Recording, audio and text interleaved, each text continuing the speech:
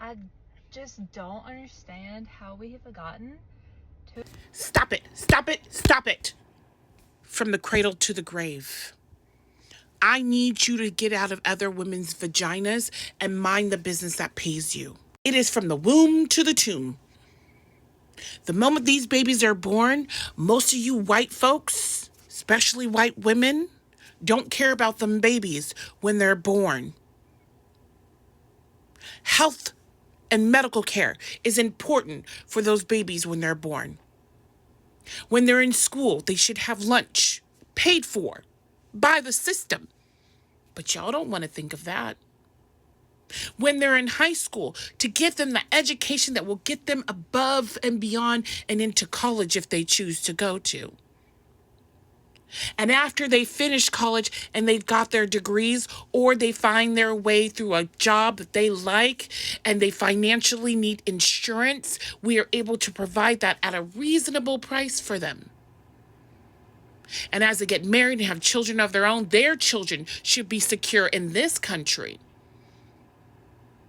And when they're elderly, we should be able to provide for our elders all the subsidies that they put into this country, put into this system.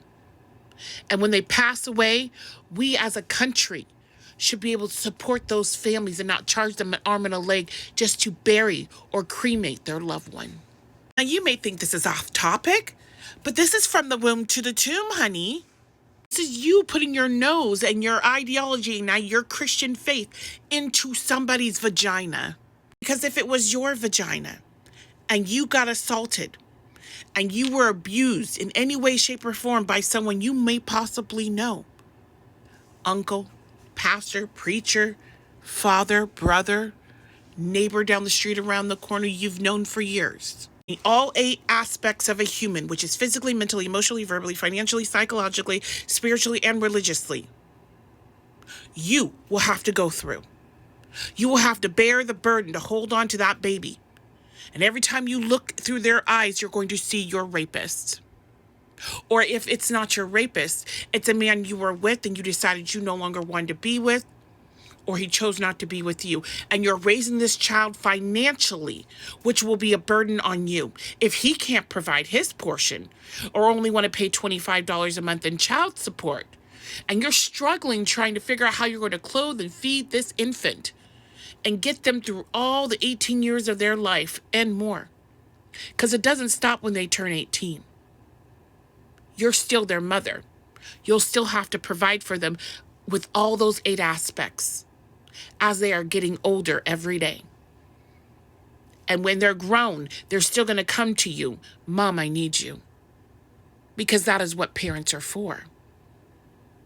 So, ma'am, before you get on the internet and ask the dumbass questions, read your Bible book about how God created the bitter water to have an abortion.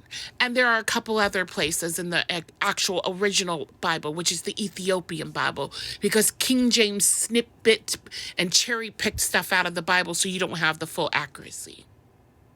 Even the Torah tells you how to have an abortion. The Quran even speaks about abortion. Other religious groups also talk about abortions because the life of the mother is always important. How are you going to create life if you take her life? But I just also want to add this last bit for you. In your good book, Sky Daddy slaughtered pregnant women.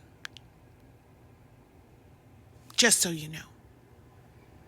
So it's never been about the baby, the fetus, the zygoid, the thing of a thing.